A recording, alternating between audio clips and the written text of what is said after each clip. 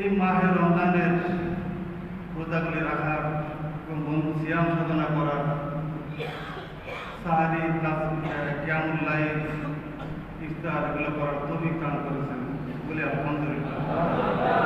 দুরূদ সালাম রাসূল করিম সাল্লাল্লাহু আলাইহি ওয়াসাল্লামের প্রতি, যিনি গোটা 63 বছরের জিন্দেগি উম্মতের জন্য ফেদা করে দিয়েছেন। স্মরণ করছি সাহাবা کرام, তাবেঈন, ইমাম মুস্তাহিদুল্লাহ, আব্দুল্লাহ হাজি, আদিক পীর মুর্শিদ ওলি আব্দুল গাউসুদ্দিনদের স্মরণ করছি, মা বাপদের তারা কুলে কাকা করে মানুষ করে আজকে অন্ধকার কবরে পড়ে আছে। দয়া চাই মালিক কাছে, ও আরশাদের মালিক, দেখেন শিখাই দিয়েছে, রব্বির হামহুমা কামা রব্বায়ানি, শিখাই দিয়েছে। মালিকের চেয়ে বেশি প্রিয় আর কেউ নাই। আল্লাহ আপনাকে আমাকে কবুল করুন। বেশ গাদা গাদা বন্দিগি করে অনেক কোয়ান্টিটি করবেন, কিন্তু যদি রূহ না থাকে, বন্দিগির মধ্যে এখলাস না থাকে, কোনো দাম নাই। হাজরিন, হযরত আবু বকর সিদ্দিক রাদিয়াল্লাহু তাআলা আনহু থেকে কিয়ামত পর্যন্ত যত মানুষ দুনিয়ায় আসবে, তাদের আমলনামা যদি এক পাল্লায় দেওয়া হয়, আর সিদ্দিক আকবর হযরত আবু বকর সিদ্দিক রাদিয়াল্লাহু তাআলা আনহুর আমলনামা এক পাল্লা দেওয়া হয়, তাইলে কোনোদিন সমান হবে না। হায় হায়, কিসে এত এত ওজন, এত ভারী কেন? এইটা হইল হুব্বে রাসূল, রাসূল আমি আপনাদের বলি, গায়ে জুড়ে যখন রাসূল সাল্লাল্লাহু আলাইহি ওয়াসাল্লাম হযরত আলীকে, আলী রাদিয়াল্লাহু আনহুকে নিজের বিছানায় শোয়াই দিয়ে চাদর দিয়ে ঢাকা রাখা মদিনা মুনাওয়ারায় রওনা দিতে, কাফের বৃষ্টিত নবীজি ওই গায়ে চলে যাবে। আবু বকর সিদ্দিক রাদিয়াল্লাহু তাআলা একবার নবীর সামনে যায়, আরেকবার পিছনে আসে। আবু বকর, এ কি করছো? ইয়া রাসূলুল্লাহ, যখন মনে হয় শত্রু কাফের মনে সামনে দিক থেকে আপনাকে আক্রমণ করে দুনিয়া থেকে বিদায় দিবে, তখন আমি আবু বকর আমার এই কলিজাটা তার সামনে পেতে দেই। যখন মনে হয় না আপনার পিছন থেকে আমার রাসূলকে আক্রমণ করবে, আমি আবু বকরের ফিটটা আপনার পিছনে থেকে আপনাকে আমি পেতে দেই। এই কারণে আবু বকর সিদ্দিক রাদিয়াল্লাহু আনহুর আমলের সমান গোটা জাহানে আমলের সমান হবে না রে। কোথায় কোথায় এসে গেল। আউযু বিল্লাহি মিনাশ শাইতানির রাজীম, বিসমিল্লাহির রাহমানির রাহিম। ইন্না আনজালনাহু ফী লাইলাতিল কদর ওয়া মা আদরাকা মা লাইলাতুল কদর। লাইলাতুল কদর খায়রুম মিন আলফি শাহর, তানাজ্জালুল মালাইকাতু ওয়ার রূহু ফীহা বিইذনি রাব্বিহিম মিন কুল্লি আমরিন সালাম হিয়া হাত্তা মাতলাইল ফাজর। হাজরিন, আল্লাহ নবী সাল্লাল্লাহু আলাইহি ওয়াসাল্লাম রাস্তা দিয়ে হাঁটতেছেন, হুকুম হইল তুমি সুন্দরী পাথর দেখছো ওটা আঘাত করো। ঈসা আলাইহিস সালাম আঘাত করা মাত্র সুন্দর দবদবে একটা সাদা পোশাকধারী মানুষ বের হইল। জিজ্ঞাসা করে তুমি কে? আমি অমুক। তো কি করো তুমি? দেখো আমি দিনের বেলা রোজা রাখি আর রাতে আমি আল্লাহর বন্দেগী করি। আমি আল্লাহর কাছে চাইছি, আল্লাহ আমাকে এই ব্যবস্থা করেছে। কতদিন? 1000 বছর। তো শুনে আমার উম্মতে মুহাম্মদী এই ওয়াজ যখন শুনলাম, উম্মতে মুহাম্মদী তারা এত শত বছর কেউ দুনিয়ায় বাঁচবে না, তখন আল্লাহ পাক দেখেন কত বড় দয়াবান। উম্মতে মুহাম্মদীকে হাজার হাজার বছর সওয়াব দেওয়ার জন্য আল্লাহ পাক এমন কিছু কিছু রজনী রেখেছে, দিবস রেখেছে, যে দিবসে বন্দী করলে 1000 বার থেকে উত্তম। আল্লাহ কোরআনে বিসমিল্লাহির রহমানির রহিম, ইন্না আনজালনাহু ফি লাইলাতিল কদর। নিশ্চয় আমি মালিক আনজালনাহু, আনজাল কোরআন ফি লাইলাতিল কদর, এই কদরের রাতে আমি সূরা গোটা কোরআনকে নাযিল করেছি। তাফসীরে লিখছে আল্লাহ পাক আরশে আজিম থেকে এই গোটা কোরআনকে এই বাইতুল মামুরে সেখানে অবতীর্ণ করেছে, সেখান থেকে গোটা 23 বছরের জিন্দেগিতে সময় অনুযায়ী, চাহিদা অনুযায়ী নবীদের কাছে হযরত জিবরাইল আমিন আল্লাহর কোরআন নাযিল করেছে 23 বছরের জিন্দেগিতে। ইন্না আনজালনাহু ফি লাইলাতিল কদর ওয়া মা আদরাকা মা লাইলাতুল কদর। আল্লাহ তো মায়া করে জিজ্ঞাসা করছে, ওয়া মা আদরাকা মা লাইলাতুল কদর। হে রাসূল, নবীর জিজ্ঞেস করে বলছে, আপনি জানেন কি লাইলাতুল কদর কি? আবার আল্লাহ বলে, লাইলাতুল কদরি খায়রুম মিন আলফি শাহর। এই লাইলাতুল কদরটা এত বড় সম্মানী, এত বড় ফজিলতপূর্ণ, এটা 1000 মাস থেকে উত্তম। লাইলাতুল কদরি খায়রুম মিন আলফি শাহর, 1000 মাস থেকে উত্তম। তানাজ্জালুল মালায়েকাতু ওয়ার রূহু ফিহা বিইذনি রাব্বিহিম মিন কুল্লি আমরিন সালাম। ওই রাতে ফেরেশতা, হাজার হাজার ফেরেশতা নেতৃত্বে, ফেরেশতা আবার জিবরাইল আলাইহিস সালামের নেতৃত্বে দুনিয়ায় অবতীর্ণ হয়। তানাজ্জালুল মালায়েকাতু ওয়ার রূহ, এই রূহ বলতে এখানে আল্লাহর ফেরেশতা জিবরাইল প্রথম হয়েছে।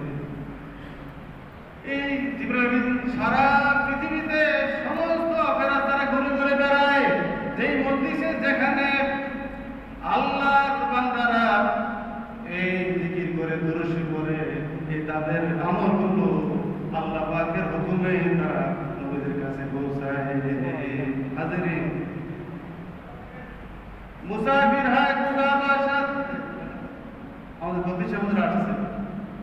আমি আপনাদের কাছে দোয়া চাই, এতেকাফ অবস্থায় অনেক মানুষ এখানে গাউসুল আজম এতেকাফ বসেছেন, মসজিদে গাউসুল আজমের পবিত্র ইফতার মাহফিলে অনেকে আলহামদুলিল্লাহ দান করেছেন, দান করবেন। বা গাউসিয়া কমিটি দেখেন, এই মসজিদে 11 শরীফ হয়, বনানী থানা তার উদ্যোগে 15,000 টাকা ইফতারে জমা দিয়েছেন। আল্লাহ আমাদের কবুল করুক। আমাদের প্রতিষ্ঠা হুজুরকে আলোচনা পেশ করার জন্য আজকে জুম্মাতুল বেদা আগে আলোচনা করছিলেন, বলছিলেন জুম্মা পাই কিনা, দেখেন আলহামদুলিল্লাহ হুজুরকে আল্লাহ এই জুম্মাতুল বেদা দিয়ে দিয়েছে। আল্লাহ কবুল করুক হুজুরকে। আসসালামু আলাইকুম।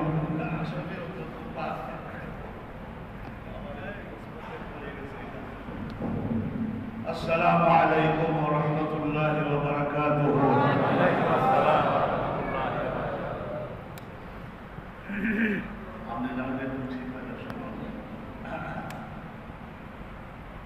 الحمد لله نحمده ونستعينه ونستغفره ونؤمن به ونتوكل عليه ونعوذ بالله من شرور أنفسنا ومن سيئات أعمالنا. من يهدي الله فلا مضل له ومن يضلله فلا هادي له. ونشهد أن لا إله إلا الله وحده لا شريك له. ونشهد أن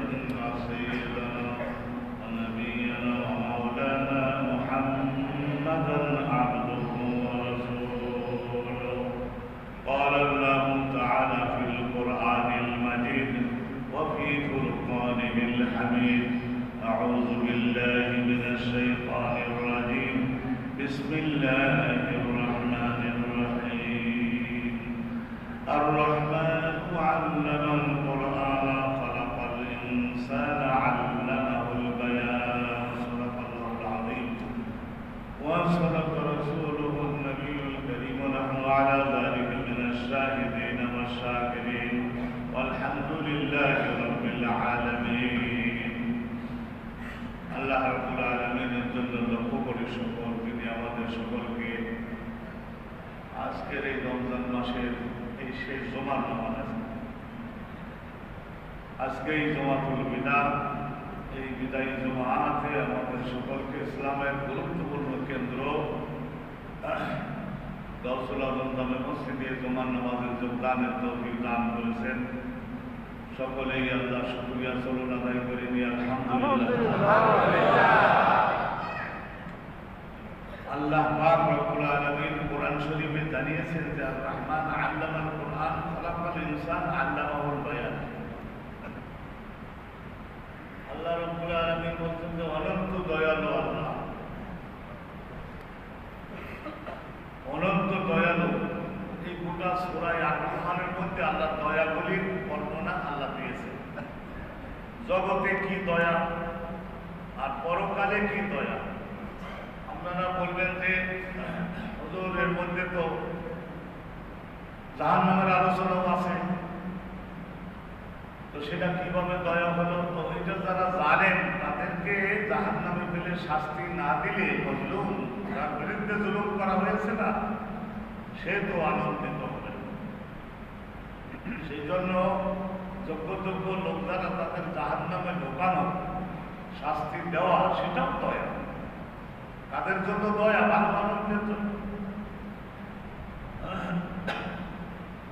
আর রহমান আল্লামাল কোরআন, আল্লাহ বলছেন যে কোরআন নাজিল করেছি, কোরআন নাজিল করব।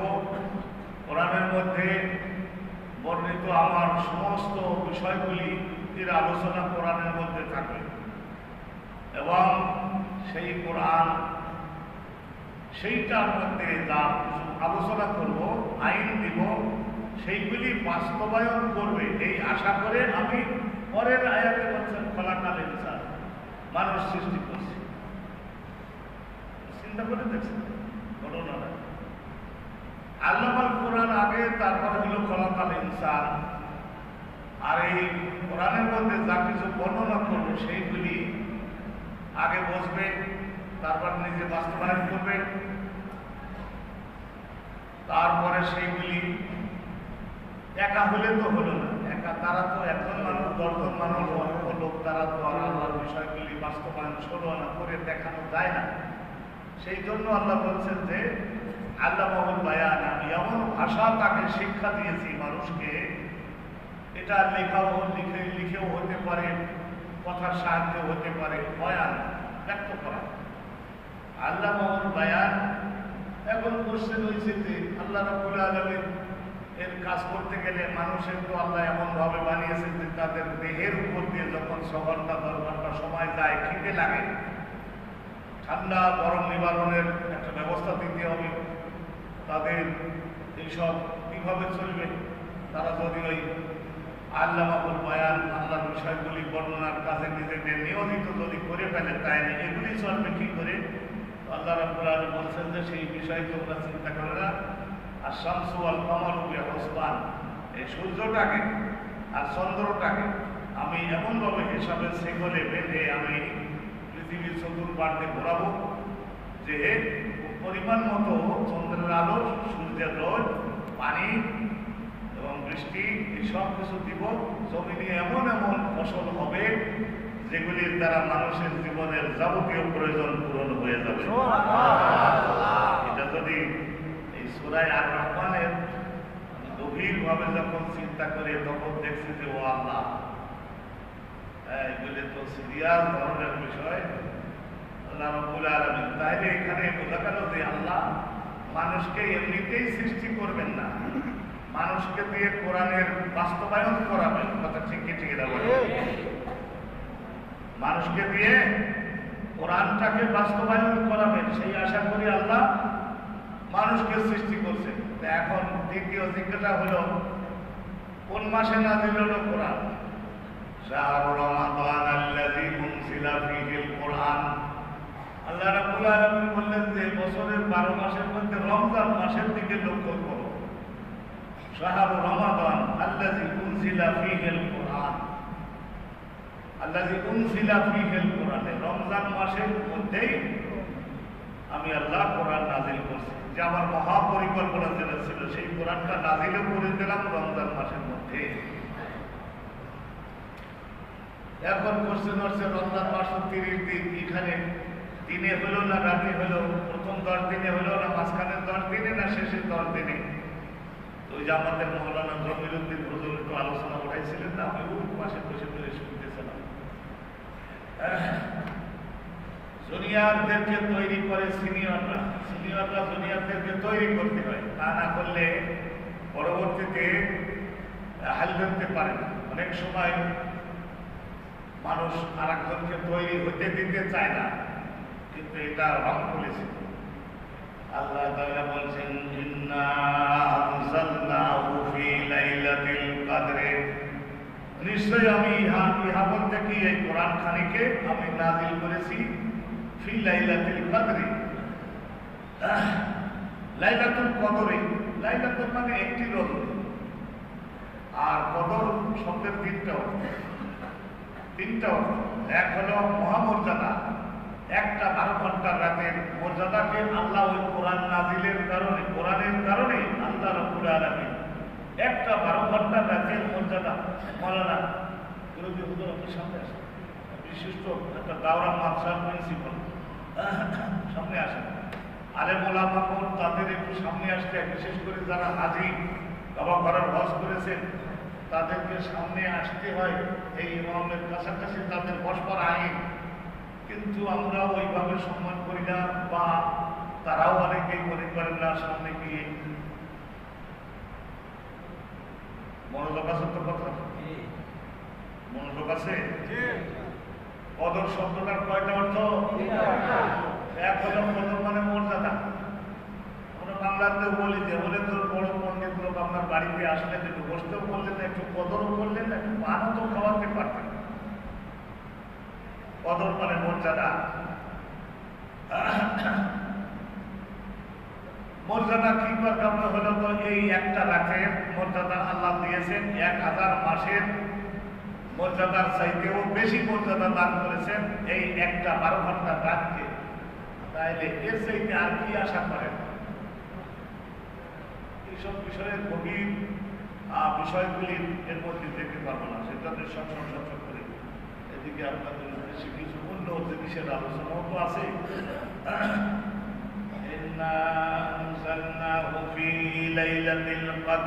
কদর শব্দের কয়টা বাক্য বলেছি? এক হলো মহামর্যাদা, একটা রাত ইবাদত করবে। রাসূলুল্লাহর সামনে জিবরাইল ফেরেশতা বললেন যে অমুক পয়গম্বরের জমানায় একজন লোক এমন ছিলেন 500 বছর দিনের বেলায় রোজা রাখছেন, রাতের বেলায় তাহাজ্জুদ পড়েছেন, দাঁড়িয়ে দাঁড়িয়ে আল্লাহর মহিমা ঘোষণা করেছেন, আর 500 বছর জিহাদ করেছেন, 1000 বছর। এইসব কথা শুনতে শুনতে আল্লাহর নবী এত ব্যথিত হলেন যে আমাকে দিলেন আপনি, আমার উম্মতের বয়স দিলেন। আল্লাহ জানালেন যে গড়ে 60 থেকে 70 গড়ে, এটা হলো গড়ে। রাতে ঘুমের মধ্যে যাবে অর্ধেক,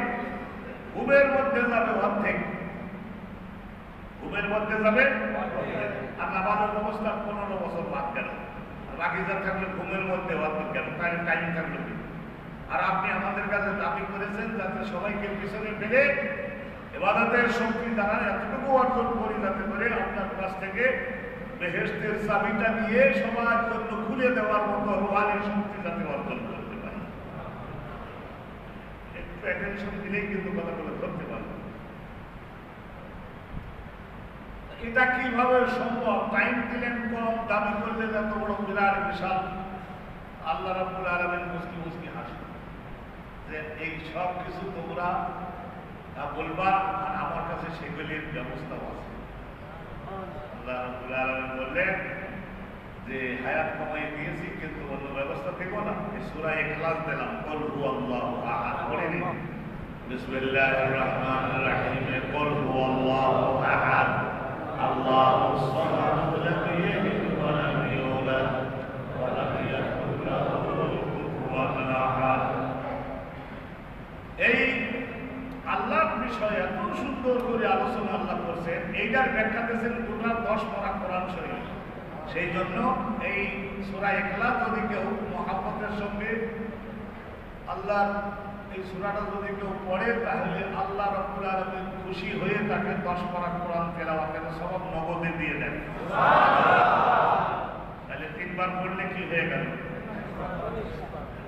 এর চাইতে দামি জিনিস আপনাদেরকে আর কি দিবেন? আর সেদিন আরেকটা বলে দিয়েছিলাম না, বিসমিল্লাহ পড়েন। ইযা জাআ নাসরুল্লাহি ওয়াল ফাতহ। ইযা জাআ, জবান খুলতে তো হবে সবাই। ইযা জাআ নাসরুল্লাহি ওয়াল ফাতহ ওয়া রাআইতান নাসা ইয়াদখুলুনা ফী দীনিল্লাহি আফওয়াজা ফাসাব্বিহ বিহামদি রাব্বিকা ওয়াস্তাগফিরহু ইন্নাহু কানা তাওয়াবা। এই সূরাটা একবার আমার সঙ্গে আপনারা পড়ে নিলেন, আল্লাহকে সাক্ষী মানেই বললাম। সহিহ বুখারী শরীফের মধ্যে এই হাদিসখানা রয়েছে, 7.5 পারা কোরআন তেলাওয়াতের সওয়াব আল্লাহ নগদে দিয়ে দিলেন। তাহলে 4 বার তেলাওয়াত করবেন, 1 খতম কোরআন তেলাওয়াতের সওয়াব আমলনামায় জমা হয়ে গেল। আয়াত কমাই দিয়েছেন, একদিক দিয়ে পোষাইয়া দিবেন না।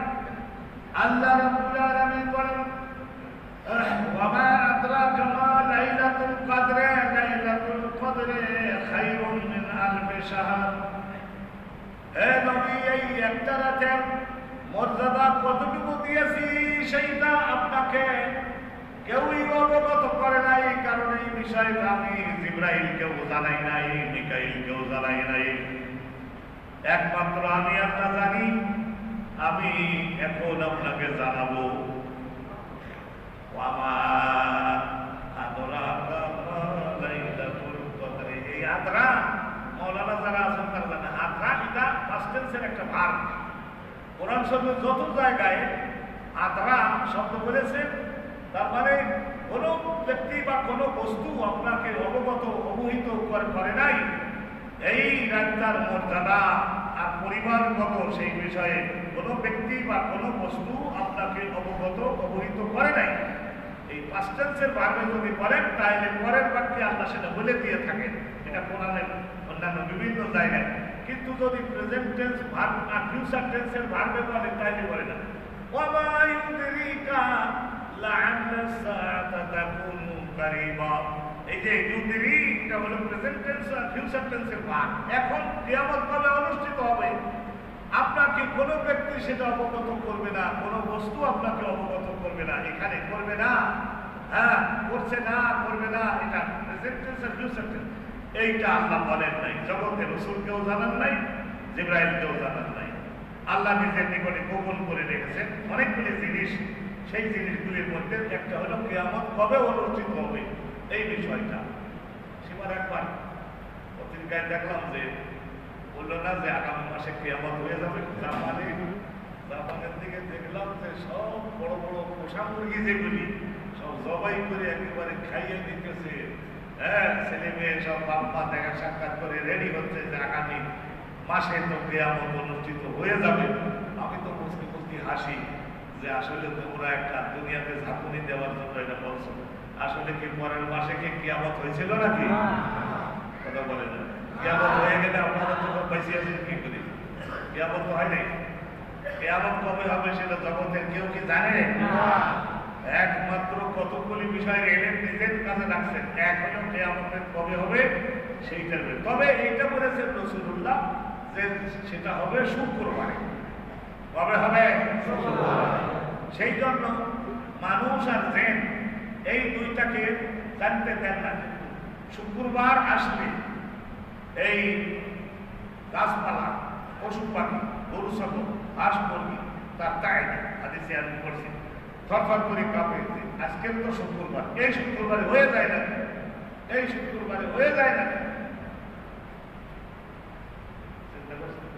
এই শুক্রবারে কিয়ামত হয়ে যায় না।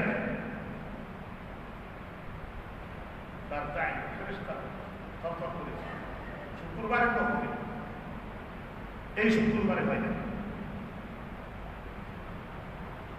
এই শুক্রবারে আদম আলাইহিস সালামের দেহের মধ্যে আল্লাহ জীবন দিয়েছিলেন, আদমকে বেহেশতে ঢোকাইছিলেন, বেহেশতের থেকে আবার দুনিয়ার মুখে আইনি নামালেন, মক্কা শরীফের উপর নামাই দিলেন, ইজ্জতের সঙ্গে বেহেশতের কাপড় পরাইয়ে এনে দিলেন শুক্রবারে। আর এই শুক্রবারে সমস্ত আসমান জমিন সৃষ্টি করে বাবা আদম আর হাওয়া দুইজনের হাতে আসমান জমিনের মালিকানার দলিল ব্যবহারের জন্য আল্লাহ দিয়েছিলেন। সেই জন্য শুকরিয়া করতে হবে না, হবে না? একটু বাপ মারা গেছে শুক্রবারে, সেই হিসেবেও তো ছেলেরা একটু ইবাদত করতে হয়।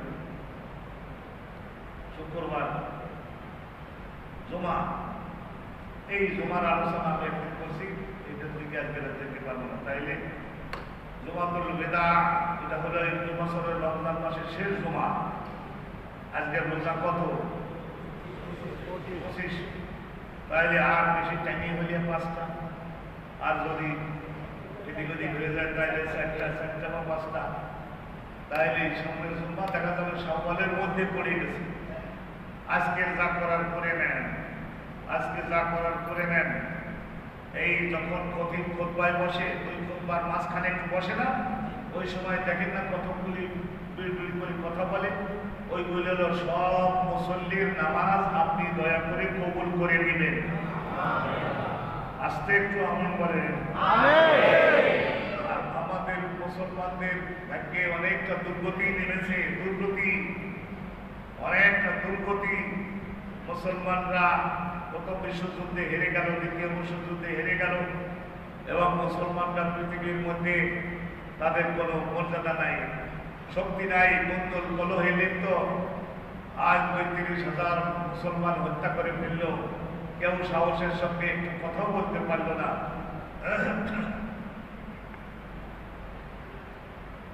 কেউ সাহসের সঙ্গে কথা বলতে পারল না, কারণ ইংল্যান্ড আর আমেরিকা তারা এত বেশি পরিমাণে ক্ষেপণাস্ত্র আর এত যুদ্ধ বিমান, ফাইটার 16 আর 35 নিয়ে ইসরায়েল ভরাট করে দিতেছে। এখন বিশ্লেষণকারী বিশ্লেষণ করছে, আর আগামী 5-6 মাসের মধ্যে হয়তো বিশ্বযুদ্ধ শুরু হবে। তো ইসরায়েলের ওই জায়গায় বসে যাতে আমেরিকা ইংল্যান্ড যুদ্ধটা করতে পারে, সেই জন্য জাহাজ করা দরকার। আজকে দেখলাম জার্মান এবং ফ্রান্স আর নেদারল্যান্ড সব অস্ত্র এনে জমা করছে। ওরা বলছে যে না, আমার অবসরপ্রাপ্ত মিলিটারি গেছে, আমি কোনো মিলিটারি পাঠাই নাই। এখন ওই সমস্ত অস্ত্রের মোকাবেলা করবার মতো পাল্টা অস্ত্র মুসলমানের কাছে নাই। সৌদি আরব বলেন, তুরস্ক বলেন, ইরান বলেন, কিছু কিছু তৈরি হওয়ার চেষ্টা করছে। আমাদের বাংলাদেশেরও যে শত্রু নাই তা না, কন্দল কলহে লিপ্ত হবেন না, বাংলাদেশেরও শত্রু আছে। আল্লাহ রাব্বুল আলামিন আমাদের দুনিয়ার সমস্ত মুসলমান বোনকে কুদরতের সাহায্যে যেন হেফাজত করে, আল্লাহ যেন হেফাজত করেন। আমরা এই সব কথা বলি, সবসময় এরা বলি। আর আরেকটা ঈদে শিখাইছি, শুধু দোয়া করে, দোয়ার মধ্যে নিজেদেরকে সীমাবদ্ধ করে ফেলি। এই জন্য আমি সবসময় বলি, ছেলে মেয়েদেরকে ব্যারিস্টার বানান, ব্যারিস্টার বানান, ইঞ্জিনিয়ার বানান, ডাক্তার বানান, কোরআন হাদিসের বিজ্ঞ আলেম বানান। সবচাইতে মারাত্মক প্রেম লাগে কোরআন শরীফের বিষয়গুলি আয়ত্তে নেওয়ার জন্য। আর যাকে কোরআন হাদিসের আলেম বানাবেন, তাকে সারা জীবন যাতে ছোটবেলায় আর একদম গাছের আম না খায়, কাঁঠাল না খায়, ছোটবেলায় যদি কোনো ক্রাইমের সঙ্গে জড়িত হয়, সারা জীবন ওইটা পরিষ্কার করতে তাও পরিষ্কার হয় না। এবং যে পরিমাণে কলমের পরিষ্কার ঘাটতি থাকবে, ওই পরিমাণে কোরআন হাদিসের গভীর জ্ঞান তার মধ্যে আসবে না। সেই জন্য কোরআন হাদিসের আলেমটাকে বানাবেন, তার চতুর্দিক দিয়ে গার্ড দিয়ে রাখতে হয়। আর যদি কেউ হারাম খাইছে, তাহলে তো তার আর হবে না, তার আর হবে না। যদি কেউ ফরজ নামাজ ছাড়ছে, তার আর হবে না। আল্লাহ বলে রিজেক্টেড মাল তুই, তোর কলবে ব্রেনের মধ্যে আমি এত দামি জিনিস রাখবো না।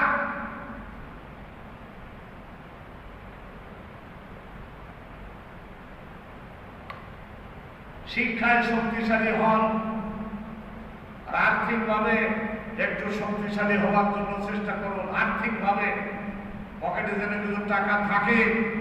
একজন রোজাদার দেখলেন টাকা নাই, লিমিটেড খাবার, সেই জন্য একজন রোজাদারকেও তো সাহস করে ঘরে ঢোকাতে সাহস হয় না যে ইফতার খাওয়াতে হবে।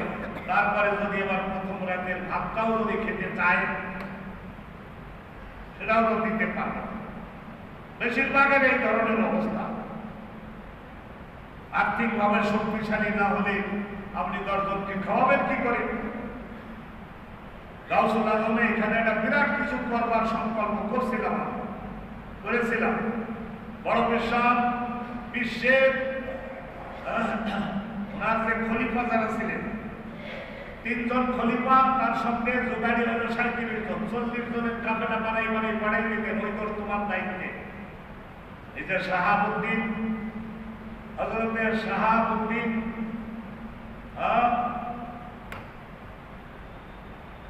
ছিলেন, শাহাবুদ্দিন একজন খলিফা ছিলেন না, ওনারই বংশধর যে শহীদা, আমাদের শহীদ আহমদ, এই যে হোসেন শহীদ সোহরাওয়ার্দী, ওই বড় বিশ্বের খলিফার বংশের লোক। কলিকাতা থেকে ইসলামিক ধারাবিকে আমার আর্মি শেখের ওনার নাতির নির্দেশে বড় রাজনীতিবিদ ছিলেন। এইরকম হাজার হাজার না হলে মুসলমানদের স্বার্থ সুরক্ষিত করতে পারবে না। আলেম ওলামা কোন ইংরেজি জানে না, কি লিখেছে ওই সোটার মধ্যে এগুলি পড়িয়ে তারপরে বিশ্লেষণ করে তারপরে ওদের অফিসার সচিব মন্ত্রী তাদের ডিপিট দিতে হবে। এগুলি যদি না জানে আর যদি হারাম খাইছে, কলম মরে গেল, ওই দেশের স্বার্থ রক্ষা করতে পারবে না। এগুলি আমি বলি, নফল নামাজের কথা তো অন্য হুজুররা বলবে। শিক্ষায় অগ্রসর হোক, আর কি আর্থিকভাবে শক্তিশালী হোক, আর কি করুন, সবসময় ক্ষুদ্র ক্ষুদ্র বিষয়কে কেন্দ্র করে দলাদলিতে লিপ্ত হয়ে ওই এলাকায় একটা ডিভিশন তৈরি করে অঞ্চলটাকে ধ্বংস করে দিবেন না। কারণ মুসলমান জাতি ধ্বংস হয়েছে নিজেদের মধ্যে কোন্দল কলহের কারণেই বেশিরভাগ ধ্বংস হয়েছে। আল্লাহর দয়া যে আজকে তুরস্কের সঙ্গে, আরব আমিরাতের সঙ্গে, সৌদি আরবের সঙ্গে যুদ্ধ ছিল, একজন দাঁড়ালো খলিফা হাফতারের পক্ষে লিবিয়াতে, আর একজন দাঁড়ালো জাতিসংঘ সমর্থিত সরকারের পক্ষে। দাঁড়িয়ে সেই জায়গায় ধ্বংস করে দিল, নিজেদের শক্তিকে ধ্বংস করে দিল। সুদানের মধ্যে 2 দলে 2 জন দাঁড়ালো, নিজেদের শক্তি ধ্বংস করে দিল। ভাগ্য ভালো যে এখন এরা মোটামুটি দেখতেছি যে বসতেছে, পাশাপাশি বসতেছে, কাছাকাছি আসতেছে। মহাবিপদ সামনে, দৌড়াইয়ে কুল পাবেন না, নিজেদেরকে দাঁড়াতে হবে। অনেক কথা আমি ইশারায় বলি। বর্মার মধ্যে বহু রাশিয়ান অস্ত্রের গুদাম চলে আসছে, কথা বুঝতে পারলেন? আর আমাদের বাংলাদেশের কি আছে, ওদের ক্ষেপণাস্ত্র 800 কিলোমিটার যায়, আর আমাদের ক্ষেপণাস্ত্র 400-300 কিলোমিটার যায়। ওখানে বলিয়ে ছড়বে, সরকার যেসব বড় বড় ব্রিজ বানাইছে সব কিছু আল্লাহ নামে রুকুতে চলে যাবে। আবার ওই সমস্ত বিদ্যুৎ কেন্দ্র বানাইছে না, এগুলি তো সমস্ত এদিক ওদিক হয়ে যাবে। এগুলি স্টাডির পরে বলতেছি, ইশারায় বলতেছি, খবরদার। আর যদি কোনো মিলিটারি, কোনো পুলিশ যদি হারাম খায়, তাহলে মূল যুদ্ধের সময় তার ইমানের আগুন জ্বলে উঠবে না এবং সে দেশের জন্য জীবন দিতে পারবে না। কারণ কি জানেন, হারাম খাইছে, জেনা করেছে, এই জন্য পারবে না। কোনো মৌলানা পারবে না, কোন্দল কলহে লিপ্ত হয়েছে, গোটা জাতিকে গাইড দিতে পারবে না। এখন রাসূলুল্লাহর এই ভীষণ বিপদের দিনে আপনারা কি আমার নবীর পক্ষে থাকবার জন্য রাজি আছেন?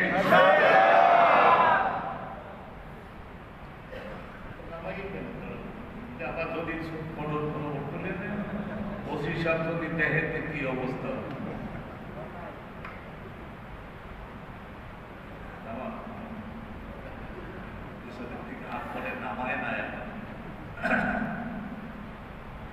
আল্লাহ এই সাইটের কতটুকু বললাম, তাহলে কদরের কয়টা অর্থ?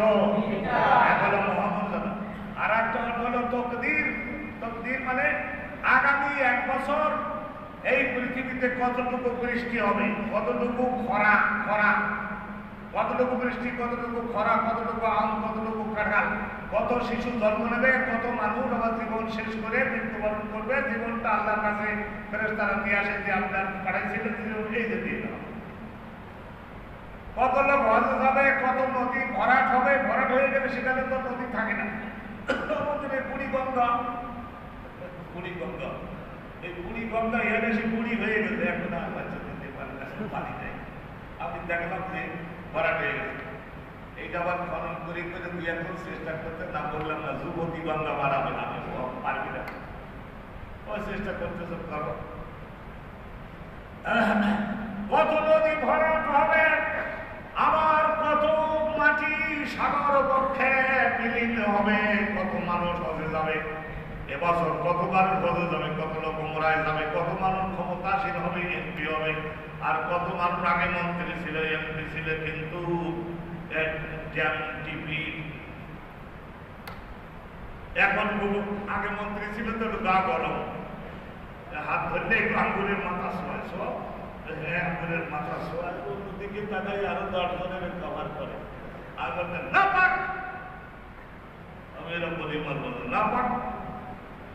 মুসাফা করবার সময় তার চোখের দিকে তাকাবার আইন, মুখের দিকে তাকাবার আইন, মুস্কি একটু হেসে দেওয়ার আইন, এইটা যদি না করেন তাহলে বলবেন যে আপনার ভবিষ্যৎ খারাপ। আমাদের বাড়ি 8-10 জন মন্ত্রী মুসল্লি হয়েছিল, খবরদার সামনে থাকবে।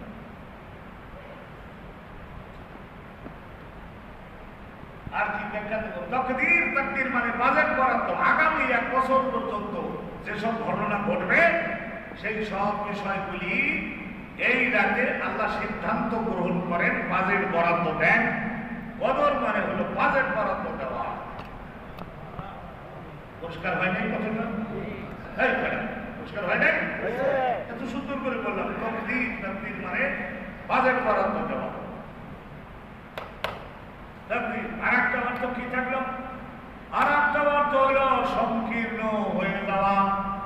এই পৃথিবীতে এই রাতে আল্লাহর এত ফেরেশতা নামে কোরআনেই আছে, তানাজ্জালুল মালাইকাতু ওয়ার রূহু ফিহা মানে ফি হাযিল লাইল। এই রাতে বিইذনি রাব্বিহিম, আল্লাহ তাদেরকে নেমে আসবার জন্য নির্দেশ দেন। বানাইছিলাম তোমাদের যে জন্য, সেই কাজে এখন তোমাদের যেতে হবে। এখানে বসে নামাজ তো অনেকদিন পড়ছো, সেটা তো আমি দেখলাম, এখন নামো নামো নামো। তাহলে ফেরেশতারা জিবরাইলের নেতৃত্বে এত ফেরেশতা নামে পৃথিবীতে। তাফসীরকারগণ বলেছেন যে পৃথিবী নামক এই গ্রহটা, ওই ফেরেশতাগণ, আমরা তো ছোট ছোট মানুষ, আমাদের জায়গা দিতে পারে, কিন্তু অরিজিনাল দেহ নিয়ে যদি একজন ফেরেশতা নামে, তাহলে একজন ফেরেশতার কদম পড়বার জন্য 10 মাইল জায়গা লাগে। শুধু পা ফেলে লক্ষ লক্ষ কোটি কোটি ফেরেশতা নামে, সেই ফেরেশতাগণ জায়গা হয় না। হাত্তা তাকাত, এই পৃথিবী তাদের ধারণ করতে পারে না।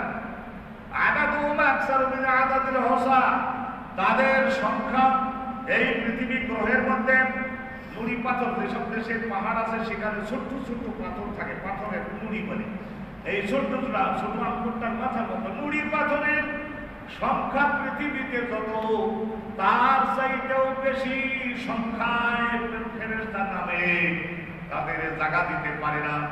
কিতাবে আল্লামা কুরতুবী লিখেছেন যে ছোট ফেরেশতাগুলি জায়গা না পেয়ে পিশা খেয়ে যাওয়ার মতো হয়তো তখন একটু দুঃখ করে, কেন নামাজও জায়গা দিতে। বড় ফেরেশতারা বলে যেমন কান্দের উপরে বসে, এই কান্দের উপরে বসে, এখানে বসে বসে কাজ কর, এখানে বসে বসে কাজ কর, এত ফেরেশতা নামে। তাহলে কদর শব্দের তৃতীয় অর্থ করলাম যে সংকীর্ণ হয়ে যাওয়া, রজনী পৃথিবী গ্রহটা সংকীর্ণ হয়ে যাবে। আর একটা অর্থ বলেছি বাজেট বরাদ্দ দেওয়া, আর একটা অর্থ বলেছি মহামর্যাদা। এই তিনটার কথাই এই সূরার মধ্যে আছে। এই তাফসীর যদি করতে যাই তাহলে আমি ওই তাফসীরের লাইনে কাজ করি তো দীর্ঘদিন মানে কথা, আজকে টাইমটা আছে আল্লাহ রাস্তায় দিয়েছে। তো সেই জন্য খুতবার মধ্যে আজকের একটা স্পেশাল খুতবা লিখে আপনাদের সামনে পড়ে দেবো। আলহামদুলিল্লাহ, দেল দিয়ে শুনবেন, তাকাইয়া থাকবেন আর কান দিয়ে শুনবেন। মানুষদের ব্রেনটা হলো প্রধানমন্ত্রী, কলমটা হলো প্রেসিডেন্ট। এই দুইটাকে যে পরিমাণে শক্তিশালী করতে পারবেন সেই পরিমাণে আপনার আত্মার মর্যাদা জগতে পরকালে আপনি দিতে পারবেন। এই যদি আল্লাহ তাকিয়ে থাকবার জন্য নির্দেশ দিয়েছেন। এই বিশ্বটা হলো আল্লাহর খুলে দেওয়া কিতাব, আর কোরআন শরীফটা হলো আল্লাহর লিখিত কিতাব। এই দুইটা কিতাবকে দেখবেন, শিখবেন, আল্লাহ যে আশা করেছেন সেইটা পূরণ করবার জন্য you will try your best level, সর্বোচ্চ চেষ্টা করবেন। চোখ দিয়ে দেখবেন এবং শিখবেন। বলেন দেখলাম কিন্তু শিখলাম না, দেখলাম কিন্তু শিখলাম না, তাহলে গরু ছাগলের মতো জীবন হয়ে যাবে, মূল্য নাই। মূল্য নাই। মুসলমান জাতির সংখ্যা 200, আর তাদের 32-35 কোটি হত্যা করে ফেলল, কিন্তু একজন শাসক সাহস করে কথা বলতে পারল না। কারণ কি? কথা বলতে গেলে আগে যন্ত্র লাগবে, যন্ত্র তৈরি করেনি। বলছে যে ভোগবিলাসের জন্য। গতকালকে কোথায় বলতেছিলাম আমি একজন মধ্যপ্রাচ্যের মহামান্য আমিরের বাড়িতে গেলাম, ফুল মানে মন্ত্রীর পদমর্যাদা নিয়ে, একবার ক্যাবিনেট মিনিস্টারের পদমর্যাদা নিয়ে গেল, যেহেতু এর কমে আর নাই। ওদিকে প্রেসিডেন্ট বুশ আসতেছে, তাদের সমান ভাষা তো আমারও দেবে। তা গেলাম, যাওয়ার পরে আর আমি তো আরবিটা ভালো জানি, মস্কারি করে আমিরের জিজ্ঞাসা করলাম। তো সে বলতেছে যে আমার এই গরিবখানায় আলেমরা যে আসছে সেটা দেখুন কৃতজ্ঞ, ভালো লাগবে। আমি বলছি আপনার এই গরিবখানা, মুসাফের খানা, এই মুসাফের খানায় কামরার সংখ্যা কত? আধা পূর্বা কাম, হ্যাঁ আলাইহা হাজার কাসবু। ওরা বলতেছেন যে হুজুর এমনি বসবাসের রান্না, টয়লেট এগুলি বাদে, দোকানো পাইকার ওগুলো বাদে বসবাস করবার কামরা বোধ হয় 1200 হবে। শুনেছি ইঞ্জিনিয়াররা বলছেন 1200। এইরকম আমি বললাম যে এই রকমের প্রাসাদ কত আছে আপনার? বলতেছে যে না 200 কোথায় হবে। আচ্ছা বলেন, এইগুলির পেছনে কিনারা টাকা ব্যয় করেছেন, শিক্ষার পেছনে, মুসলমানদের শিক্ষার পেছনে, অন্যান্য পেছনে টাকা ব্যয় করলে আমাদের বাংলাদেশের মতো গরিব দেশ আমরা দাঁড়াবার মতো ব্রেন এই দেশের ছেলেদের মধ্যে নাই। আসতে বলেন শুনে যদি এইরকম ব্রেন আমাদের দেশে নাই। এফ রহমান, এই যে ফজলুর রহমান, এই যে আমেরিকার টুইন টাওয়ার করছিলেন, যে তার বাপ চাচারা 3 ভাই আমার ছাত্র ছিলেন, মানে পুরো বয়সের ছাত্র। আব্দুর রহমান খান, আব্দুর রাজ্জাক খান, এই যে কুদরতে খোদার জামাই আব্দুর রাজ্জাক খান, পুরো বয়সে পড়াইছে। অহংকার নাই, হুজুর শিখতে পারি নাই, শিখান। ফজলুর রহমান আমেরিকায় কি এতগুলো স্থপতি হলেন, আল্লাহ বানালেন। উনি জেদ্দা ইউনিভার্সিটির যে সিঁড়ির উপরে হার্ট অ্যাটাক করে মারা গেলেন, ওই জায়গাতেও আমাকে সৌদি প্রফেসররা নিয়ে গেছে। This is the place. এই জায়গায় এফ রহমান মারা গেছে। চিন্তা করছেন, আমেরিকার টুইন টাওয়ার করে দিল, বাংলাদেশের একটা ছেলে শরীয়তপুর মাদারীপুরের ছেলে। এই রকমের লক্ষ লক্ষ ব্রেন আছে না নাই? কিন্তু আমরা তাদের পেছনে পানি ঢালতে পারি না, আমরা তাদের ব্যাকিং দিতে পারি না। শিখলো, সংসারের বোঝা ঘাড়ে দিয়ে দিল, আর্নিংয়ের পেছনে লেগে গেল, অভাবনত হল। কথাটা বুঝতে পারলেন? বহু আলেম দেখছি বিশ্বমানের ব্রেন, কিন্তু অভাবের, দারিদ্রের, আর্থিক সীমাবদ্ধতার কারণে মেরুদণ্ড সোজা করে তারা দাঁড়াতে পারল না। তাদের প্রতি কেউ মনোযোগ দেয় না, না সরকার না বেসরকারি কোম্পানি। হ্যাঁ, এগুলি সব আমি ভুগে ভুগে বলছি। রাজধানীতে কাজ করছে 50 বছর, একদম প্রেসিডেন্ট, প্রধানমন্ত্রী থেকে রিক্সা ড্রাইভার, যারা মাটি ভাঙে, ইট ভাঙে, এইসব লোক তো আমার বেশি আপন। আমি এইসব বেদিগুলি জানি। একবার পড়ে নেন, ইন্না আনজালনাহু ফি লাইলাতিল কদর। এটা আমি ব্যাখ্যা দিচ্ছি তো, এক কথা সবসময় ব্যাখ্যা দেওয়া লাগে।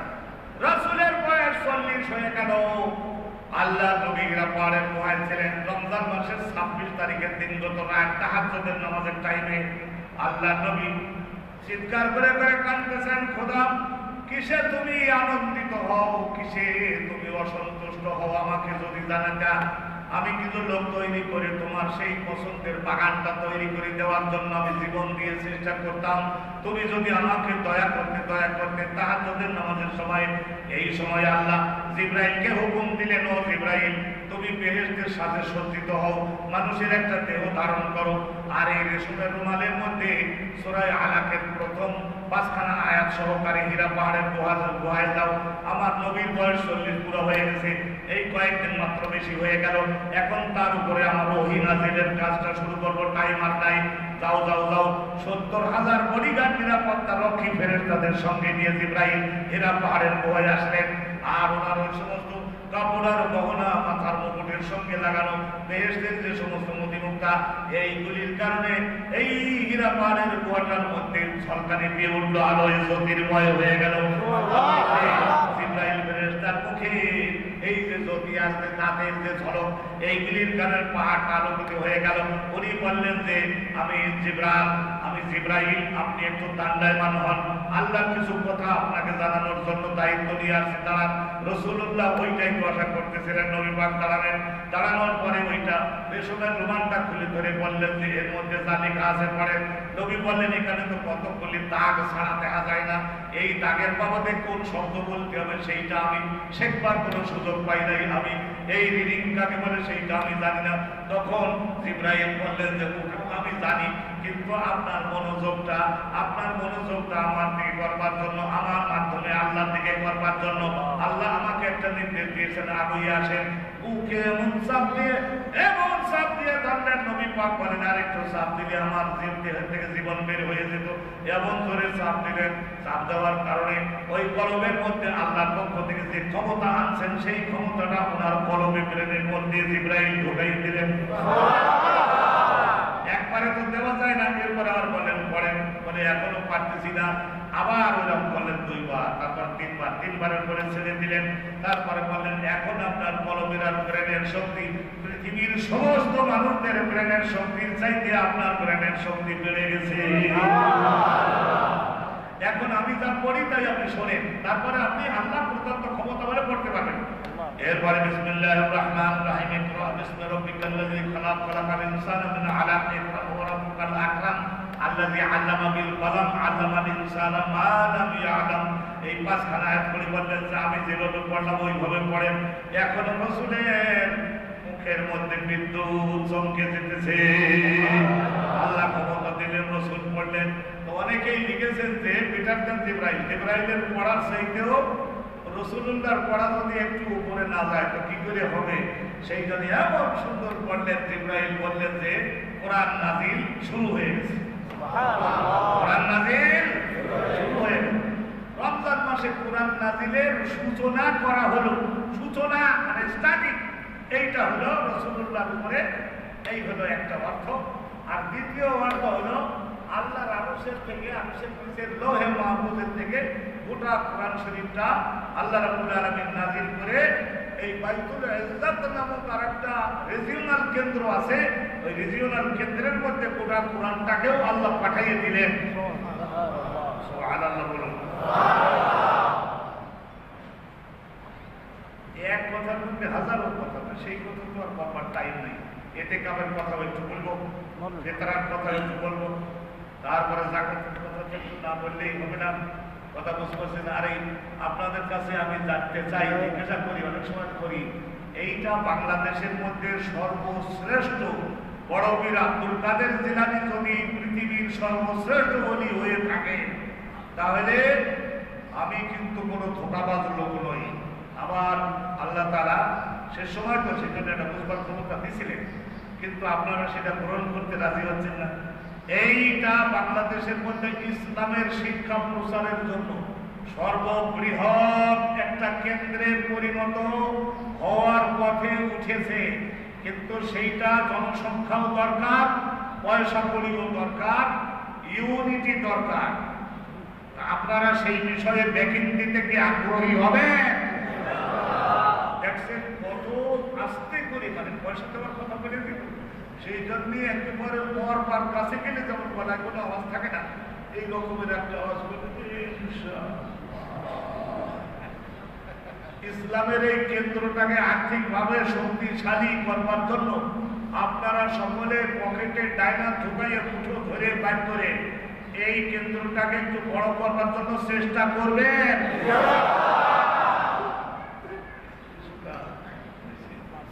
দেখা যাক, দেখা যাক,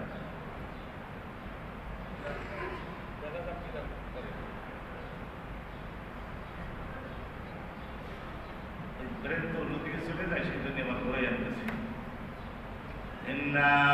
বলেন ইন্না আনজালনাহু ফি লাইলাতিল কদরি ওয়া মা আদরাকা মা লাইলাতুল কদরি লাইলাতুল কদরি খায়রুম মিন আলফি শাহরিন তানাজ্জালুল মালাইকাতু ওয়ার রূহু ফিহা বিইذن রাব্বিহিম মিন কুল্লি আমর। তাইলে এইটার ব্যাখ্যাটা করি নাই। বিইذن রাব্বিহিম, আল্লাহ তাদেরকে নেমে আসবার জন্য নির্দেশ দেন, সেই জন্য তারা আসে। আর মিন কুল্লি আমরিন, আগামী বছরের জন্য যে বিষয়গুলি বাস্তবায়নের ডিসিশন আল্লাহ নিয়েছেন সেইগুলি বাস্তবায়নের দায়িত্ব ঘাড়ে নিয়ে। হ্যাঁ, তারপরে মিন কুল্লি আমরিন সালাম। সালামের দুইটা অর্থ আজকে টেলিভিশনে 4-5টা টেলিভিশনে প্রচার করবে বিটিভি সহ।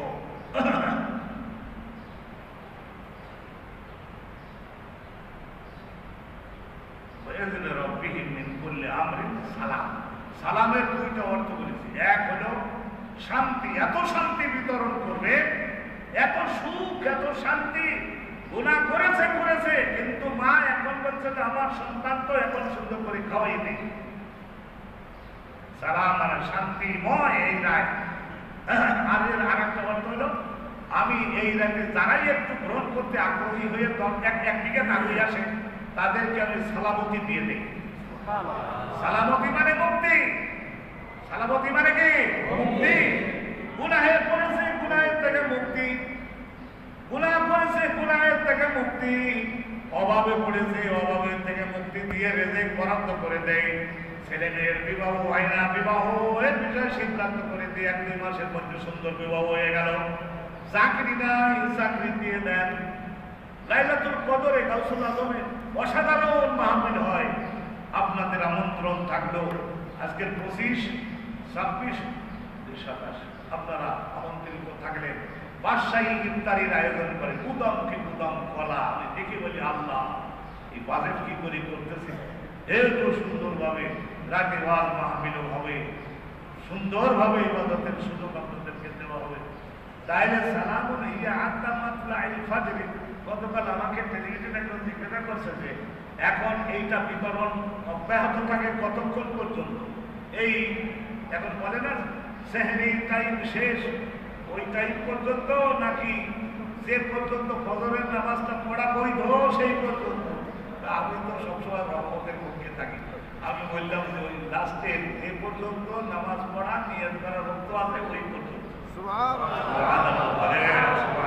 বলে ওরে বলে দেন সুবহানাল্লাহ। এই যে লাইলাতুল কদরটা ধরবার জন্যই ইতিকাফের বিধান নবী বললেন। রাসূল বললেন তোমরা আমাকে ডিস্টার্ব করো না, দিনের বেলায় যা জিজ্ঞাসা করবার জিজ্ঞাসা করে নাও, তোমরা আমার ডিস্টার্ব করো না। আমি রাতের মধ্যে কেউ কাছে দাঁড়ায় আসবো না। প্রথম এই 10টা রাতের মধ্যে লাইলাতুল কদর আছে কিনা আমি একটু 16 আনা জেগে থেকে ধ্যানটা পৃথিবীতে কি ঘটছে দিতে হয়। রাসূলুল্লাহ বললেন আমার ডিস্টার্ব করো না, দিনের বেলা জিজ্ঞাসা করে নিবা। রাসূলুল্লাহ প্রথম 10টা রাত জাগলেন, একটা সেকেন্ডের জন্য অমনোযোগ হলো না, তন্দ্রা আসলো না। নবুয়তের শক্তি রাসূলুল্লাহ দেহের মধ্যে আল্লাহ এই পৃথিবীর 40 জন শক্তিশালী যুবকের ক্ষমতা নবীকে আল্লাহ দিয়েছিলেন। 10 রাত গেল, রাসূল বললেন যে আমার সাহাবারা দিনের বেলায় কথা বলে এই 10টা রাতের মধ্যে লাইলাতুল কদর নাই, এর মাঝখানে 10টা রাতে খুঁজবো, তোমরা আমার ডিস্টার্ব করবে না।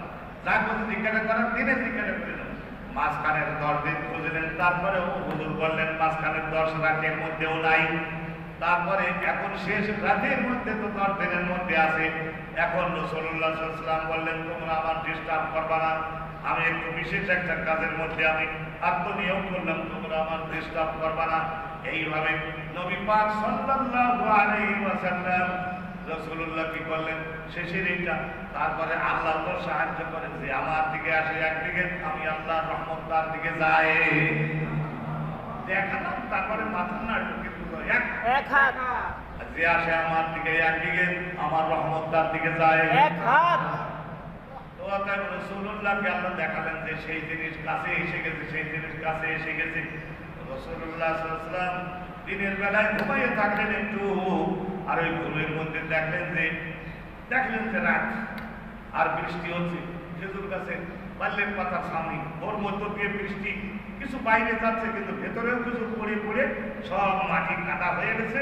ওই কাদার উপরে ফজরের নামাজের সময় নবী আর সাহাবাগণ জামাতে নামাজ পড়তেছেন, আর ওই নাকে আর কপালে একটু যদি কাদা লাগেও তাহলে নবী আর নবী সাহাবারা তারা কি আর করে কাদার ভয় থেকে আর সেজদা কি আর এদিক ওদিক করবে? ঠাইসে ঠাইসে সেজদা দিতেছি। এইরকম নবীকে দেখানো হলো যে এবছরের লাইলাতুল কদর যে রাতে হবে ওই রাতে কিন্তু বৃষ্টি হবে। এর চাইতে তোমারে আমি আর প্রকাশ্যভাবে কি করে বললাম? ওই যে 26 তারিখ দিন গত রাতে বৃষ্টি শুরু হয়ে গেল। ঈশান নামাজও এরকম কাদার মধ্যে সেজদা, ফজরের নামাজও কাদার মধ্যে সেজদা, তাহাজ্জুদ গুলো কাদার মধ্যে সেজদা। আর বলে এত কোটি কোটি ফেরেশতা নেমেছে যে তাদের দেহের কারণে সূর্যের রোদ বাধাগ্রস্ত হচ্ছে। এই যে আপনি দাঁড়াই রোদটা মাথা দিয়ে দেবে না, ওই রকম ভাবে এই জন্য বলে যে দিন লাইলাতুল কদর হবে। সেই দিনে কি হবে? সেই দিনে ওই রৌদ্রটা মারাত্মক ভাবে লোকদের দিকে আঘাত করতে পারে না। তো কোটি কোটি ফেরেশতা দাঁড়াইছে, তাদের দেহের কারণে রোদটা বাধাগ্রস্ত হচ্ছে। বুঝে দিলাম তো লাইলাতুল কদর সম্পর্কে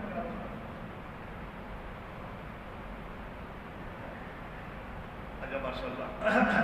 এই কারণ আর যারা আমাদের প্রশাসনিক বিষয়েও আলোচনা থাকে, সো ইম্পর্টেন্ট মৌলানা মিজানুর রহমান হুজুর, উনি আপনাদের উদ্দেশ্যে সালাম দিবেন। জরুরি দুই একটা কথা আছে, কিন্তু এর আগে এতেকাব যারা করছেন 50-60 জন এতেকাব করছেন, আল্লাহ তাদের সকলের এতেকাবকে কবুল করে নিন। যদি নবী সুন্নাত মোতাবেক এতেকাব করতে পারে 24 ঘন্টা এতেকাব করলে জাহান্নামকে আল্লাহ বলেন তোমার কলবের ব্রেনের এত উন্নতি হয়েছে, জাহান্নামকে তোমার থেকে 40 বছরের দূরত্বে আমি নিয়ে গেলাম। একজন রোজাদার ব্যক্তি সে কি করতে পারে? ইনকাম করতে পারে কিন্তু খেতে পারে না। ইনকাম করতে পারে কিন্তু দিনের বেলা খেতে পারে, কিন্তু দোকানে তো হেভি ইনকাম তো করতেছেন, মাল বিক্রি করে বাপ বেটা করেন, আমরা তাতে খুশি, আর্থিকভাবে শক্তিশালী হন। আর রাতের বেলায় রোজাদার বাড়িতে থাকার স্ত্রী প্রয়োজন হয়েছে, আস্তে করে ঠেক টিপে ডাকতে পারেন, হ্যাঁ মুখের মা আছে আসা যায়। রাতের মধ্যে আপনার স্ত্রী আপনার জন্য হালাল, আপনার ব্যবহার আপনার স্ত্রীর জন্য হালাল, এটা রমজান মাসে। কিন্তু যিনি ইতিকাফ করছে তিনি দিনের বেলায় কোনো ইনকামও করতে পারে না, আর রাতের বেলায় তো তার স্ত্রীকে ডেকে ব্যবহার করতে পারে না। কত বড় ত্যাগ স্বীকার তাকে করতে হয়। মনের খোরাকও নিতে পারলো না, দেহের খোরাকও নিতে পারলো না। সেই জন্য আল্লাহ বলেন ইতিকাফকারী যারা আনতুম আকিফুনা তুবাশিরুহুন্না ওয়া আনতুম আকিফুনা ফিল মাসাজিদি তিলকা হুদুদুল্লাহ। আল্লাহ বলেন এগুলি সব আপনাদের দেওয়া সীমানা। যারা ইতিকাফ করছেন তাদের ইতিকাফকে আল্লাহ কবুল করুন, তাদের দোয়াকে আমাদের জন্য আল্লাহ কবুল করুন, তাদের সকলকে আল্লাহ বেলায়েতের দরজা দান করুন। ইতিকাফ করবেন, ইতিকাফের বিষয় বলার ফিতরা, এটা তো পত্র পত্রিকায় যে সর্বনিম্ন লিমিটেড ইনকাম যারা 115। আমি তো ফিতরা কমিটির সদস্য আছি, চাঁদা কমিটির সদস্য আছি। তো অতএব এই যে ফিতরা ঠিক মতো দিবেন, তা আল্লাহ রাব্বুল আলামিন রোজার মধ্যে যাবতীয় ভুল ত্রুটিগুলিকে দয়া করে ক্ষমা করে দিবেন। ঈদে যাওয়ার আগে ফিতরা দিয়ে দিবেন। এখানে বিরাট একটা মাদ্রাসা পরিচালিত হচ্ছে, সেখানে গরিব ছাত্র হলো অর্ধেকের বেশি, তাদেরকে ফ্রি খাওয়াতে হয়, করেনি কিন্তু বিধাননগর আসে।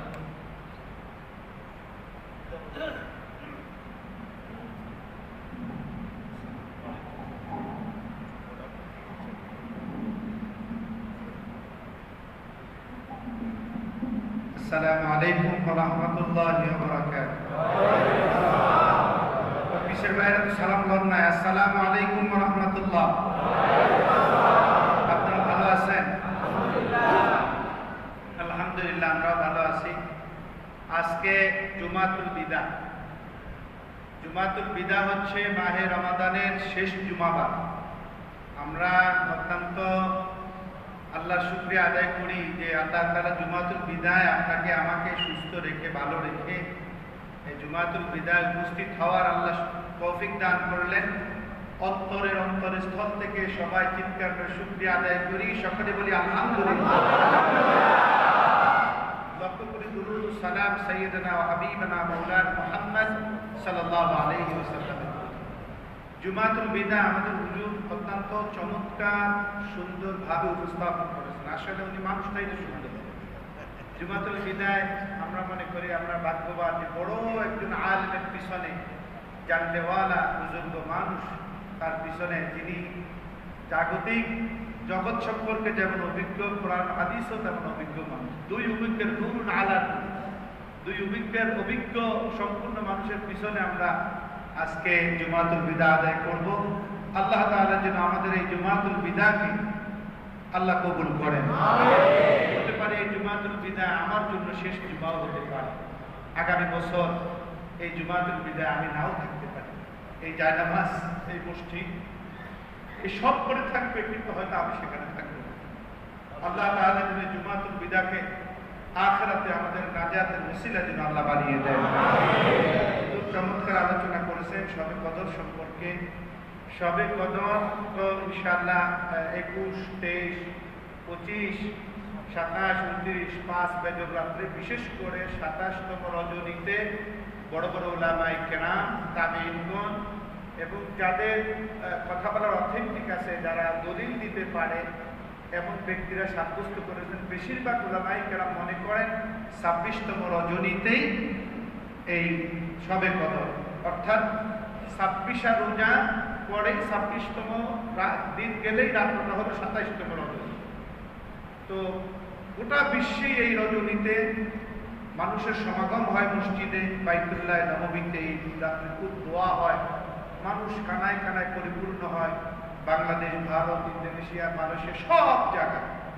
তো আলহামদুলিল্লাহ আমাদের মসজিদের গাউসুল আজমের একটি রওনক এই শবে কদর, শবে বরাতে এই পরিমাণ মানুষ হয়, যেটা ঢাকা শহরে আর কোনো মসজিদে হয় বলে আমার জানা নেই, এটা আপনারা ভালো জানেন। 3 ধরনের ঠাই থাকে না, এই পরিমাণ মানুষ হয়। আল্লাহ তাআলা এর মধ্যে কোনো না কোনো আল্লাহ প্রিয় বান্দা তো অবশ্যই থাকবে না? হয়তো বা তার চোখের পানির বদৌলতে আল্লাহ আমাদের চোখের পানিটাও এক করে আল্লাহ আরশে আজিমে আল্লাহ কবুল করে দিবেন। তো আপনাদের সকলের দাওয়াত, লাইলাতুল কদরের রাত্রিতে মসজিদে গাউসুল আজমের সবচেয়ে বড় নিয়ামত হচ্ছে 4টা খতমের দোয়া। 4টা খতম। কয়টা খতম? তারাবি 1 খতম, কিয়ামুল লাইলে 3 খতম, মোট 4 খতমের দোয়া। বিশেষ করে রাত্র 2:30টার দিকে সেই শেষ আখিরি দোয়া হবে। আপনাদের সকলের দাওয়াত রইল, একজন আরেকজনকে দাওয়াত দিয়ে নিয়ে আসবেন। ভাই হুজুর আছে, বিশ্বাস করুন রমজানটা আসলে কিছু না, রমজানটা পুরাটাই হচ্ছে আল্লাহর কাছে চাওয়া সময়। খালি চাইতে থাকবেন। গতকালকে বলেছিলাম বিপদ আল্লাহর কাছে চান, মুসিবত আল্লাহর কাছে চান, অভাব আল্লাহর কাছে চান, যা চান। রমজানে খালি গুনাহ মাফের সময় না, দুনিয়ার কল্যাণের জন্য। দুনিয়ায় রব্বানা আতিনা ফিদ দুনিয়া হাসানা, এই দুনিয়ায় হাসানা হওয়ার জন্য, ভালো হওয়ার জন্য যা দরকার সব চাওয়ার মাস হচ্ছে রমজান। আর আল্লাহ তাআলা না দেওয়ার দরজা এখন বন্ধ, আর চাঁদ ওঠার পর থেকে দেওয়ার দরজাটা সবসময় দিনে রাত্রে 24 ঘন্টা আল্লাহ খোলা রাখছে। আর আল্লাহ খালি ডেকে ডেকে ফেরেশতাদের দিয়ে ডেকে ডেকে বলেন চাও দিব, চাও দিব, চাও দিব, কোনো বিরক্তি নাই। যত চাইবা বরং বেশি চাইলে আমি আপনার খুশি। সেই মাসটা হচ্ছে রমজান মাস। তো লাইলাতুল কদরের সেই রাত্রিতে 4 খতমের এই দোয়া শরীক হবে। নিজেরাও ঘরে বসে দোয়া করবেন এবং দোয়া শরীক হবে। বিশেষ করে জুমাতুল বিদা হচ্ছে গোটা পৃথিবীতে বাইতুল মুকাদ্দাসের মুক্ত দিবস। বাইতুল মুকাদ্দাসের মুক্ত দিবস।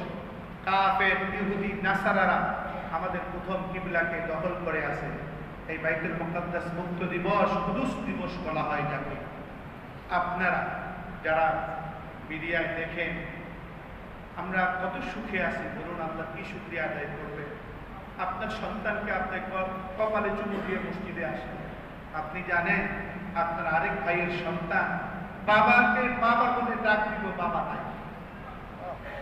বাবা ঘর থেকে আসবে, সন্তান নাই, হয়তো নামাজ পড়তে গেছে, এসে দেখে ঘরও নাই, সন্তান নাই, খাবার নাই, পানি নাই, খাবার নিয়ে জাহাজ দিতে সেখানতেও কেউ, এই চার সন্তানেরা ইহুদি চারজেরা এই জাহাজকে পর্যন্ত ফিরাইয়া দিছে, গাজাবাসীরে দিতে দেয় না।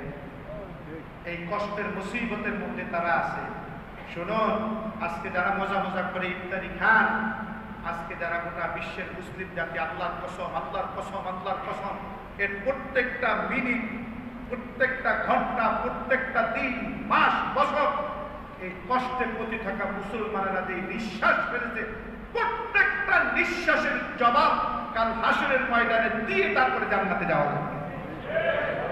এই জন্য আমার ভাইয়েরা, আজকেও দোয়া করবো আমরা, বিশেষ করে লাইলাতুল কদরের রাত্রিতে বেশি বেশি করে দোয়া করব, কান্নার রোল পড়ে দিব। শুনেন শুনেন শুনেন, আল্লাহর কাছে চোখের পানির চেয়ে বেশি আর কিছু নেই।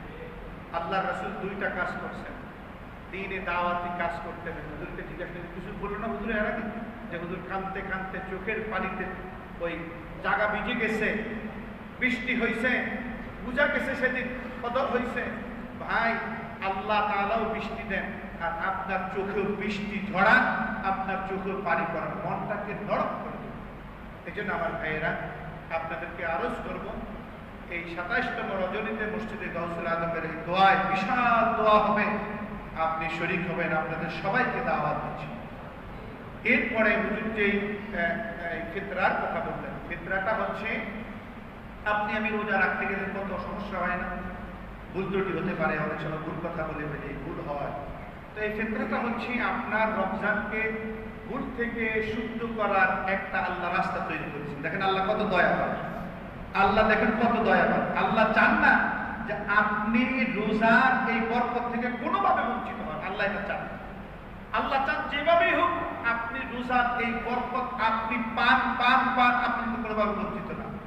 এই জন্য দেখেন, আপনি গোটা মাস রমজান রাখলেন, রোজা রাখলেন, আপনি জানলেন না মনে রমজান থেকে ভুলটা হয়ে গেছে, আল্লাহ আপনার উপরে ফিতরা ওয়াজিব করে দিলেন, দাও শেষ এই ঈদের আগে, রমজানের শেষে তুমি ফিতরাটা দিয়ে দাও। তোমার রমজানের যদি কোনো ভুল হয়, এই ফিতরার উসিলায় আপনি ওই ভুলগুলি, ওই ভুল জায়গাটা আমি এই লাল জায়গাটারে আমি সুন্দর করে সাদা কালি দিয়া মুছা দিয়া ওই জায়গাটাকে আমি নেক দিয়ে পরিপূর্ণ করে দেব। তো এই জন্য ফিতরা দিবেন। ফিতরা মূলত গরিবদেরকে দেওয়া হয়, এতিম গরিব মিসকিন এদেরকে ফিতরা দেওয়া হয়। ফিতরা নিয়ে অনেক কথা, সব কথা কানে নেবেন না, সব কথা যত বেশি জানতে চাইবেন ফিতরা তত বেশি জড়াবেন। আল্লাহ রাসূলের কাছে এক ব্যক্তি এসে বলল, ইয়া রাসূল, আল্লাহ রাসূল বসে আছেন, এমন সময় হজের হুকুম না দিলেন যে আল্লাহ তাআলা হজ ফরজ করেছেন। একজন সাহাবী পাশ থেকে বললেন, ইয়া রাসূলুল্লাহ, আমাদের উপরে কি এবছর হজ ফরজ? হ্যাঁ, এবছর হজ ফরজ। আল্লাহ রাসূল বললেন, ইয়া রাসূলুল্লাহ, আমাদের উপরে কি আগামী বছর হজ ফরজ? আল্লাহ রাসূল চুপ। এরপরে আবার বললেন, ইয়া রাসূলুল্লাহ, আগামী বছরও কি আমাদের জন্য এই গ্রুপে হজ কি ফরজ? আল্লাহ রাসূল ধমক মারলেন, থামো, যতটুকু আল্লাহ জানাইছে ততটুকুই জানো, বেশি প্রশ্ন করতে গেলে ইসলাম কঠিন হয়ে যায়। বেশি প্রশ্ন করতে গেলে ইসলাম কি হয়? আপনি দেখেন, ইসলাম যেভাবে পালন করতেছিলাম ভালোই ছিলাম, আর আরো 10 বছর 15 বছর আগে কেউ জিজ্ঞাসা করে নাই হুজুর সুন্নত না পড়লে কি কোনো সমস্যা হইবে? কেউ জিজ্ঞাসা করে নাই হুজুর টুপি ছাড়া কি নামাজ হইব না? এই প্রশ্ন করে নাই। কখন প্রশ্ন করে জানেন? এই যে আমি গত জুমাবারের আগে জুমাবারে নামাজ পড়াই, কেউ একটা হয়তো মনে কষ্ট পাইতে পারেন, আমি বলছি যে 8 রাকাত যারা নামাজ পড়ে তারা নামাজ চোর, আর যারা এটা পক্ষে দলিল তারা হলো চোরের সর্দার। কেন বলছি বলেন? এই কারণে বলছি, আমার জন্য বলি না, দুনিয়ায় কোনো জায়গায় ফতুয়া পাইবেন না। এবাদতের কত কাটছাট করা যায় সেই জায়গায় আপনি ফতুয়া পাইবেন। আপনি 8 রাকাত যারা পড়ে বাকি সময়টা তাদেরকে জিজ্ঞাসা করেন তো কয়জন লোকে বাকি সময়টা এবাদতে কাটায়? অথচ আল্লাহ রাসূল বলছেন যে রোজা দিনে রাখে, যে রাত্র আল্লাহর ইবাদতে কাটায়, আল্লাহ তাআলা তাকে মাগফিরাত নাজাতের ঘোষণা দিয়েছেন। সুবহানাল্লাহ। আপনি যদি 8 রাকাত নামাজ পড়ার পর বাকি 12 রাকাত নামাজ যদি পড়তেন, অন্তত পক্ষে যেই কয়টা সিজদা দিতেন আরো অধিক সেজদার মধ্যে আপনি শামিল থাকতেন না? মনে করেন নাই 12 রাকাতই আপনারটাই ঠিক, কিন্তু বাকি 8 রাকাত পড়ছেন, 12 রাকাত নাই আপনারটাই ঠিক। এরপরও যদি বলি আপনি কি 12 রাকাত বাসায় গিয়ে নফল পড়ছেন? করেন না। আপনি তারাবি পড়লেন না, এখানে ইমামের পিছনে যদি 12 রাকাত সেজদাও দিতেন, অন্ততপক্ষে একটা সেজদার জন্য আহা আহা এক আল্লাহ তাআলা সেদিন বলবেন, বান্দারে তুই আমার সেজদা দে, সেজদা দে। দুনিয়ায় যেভাবে সেজদা দিছ সেইভাবে সেজদা দাও। খাশিয়াতান আবসারুহুম তারহাকুহুম বিল্লাহ। সেদিন অনেক মানুষ সেজদা দেওয়ার চেষ্টা করবে, কিন্তু সেজদা দিতে পারবে না, এবং দাঁড়িয়ে থাকবে। আর তখন তাদের চেহারার মধ্যে ভয়, জিল্লত, অপমান চেহারার মধ্যে ভাসতে থাকবে। আর কিছু মানুষ সেজদায় পড়ে যাবে। ভাই, সেজদার বড় দাম, সেজদার বড় দাম। আবু বকর সিদ্দিক রাদিয়াল্লাহু তাআলা আনহু নামাজ পড়াইতেছেন, আল্লাহর রাসূলের স্ত্রী আয়েশাকে বলেন, আয়েশা একটু পর্দাটা সরাইয়া দাও। আল্লাহ রাসূলের দেখতেছেন পর্দা সরাইয়া, আর আল্লাহ রাসূল কাঁদতেছেন। আয়েশা বললেন, ইয়া রাসূলুল্লাহ, আমার বাবা নামাজ পড়াইতেছে এই জন্য আপনি কাঁদতেন? হয় না, আমার গোটা জীবনের কষ্ট, আমার এত পাথরের আঘাত খাওয়া, খেয়ে না খেয়ে মানুষের কাছে গিয়ে দাওয়াত পৌঁছানো, সবচাইতে বড় মিশন ছিল আমার উম্মতেরা এভাবে করে সেজদা দিবে। আজ আমি মৃত্যুর আগে অন্তত পক্ষে দেখে গেলাম আমার উম্মতেরা একত্রিত হয়ে মসজিদে নামাজ আদায় করছে।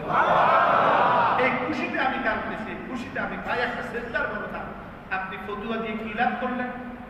8 রাকাত নামাজ পড়ে গেল, বাকি 12 রাকাত বসে বসে মোবাইল দেখলো, টেলিভিশনে গিয়ে সময় কাটানো, চায়ের দোকানে সময় কাটানো। আপনি কি উপকারটা করলেন বলেন?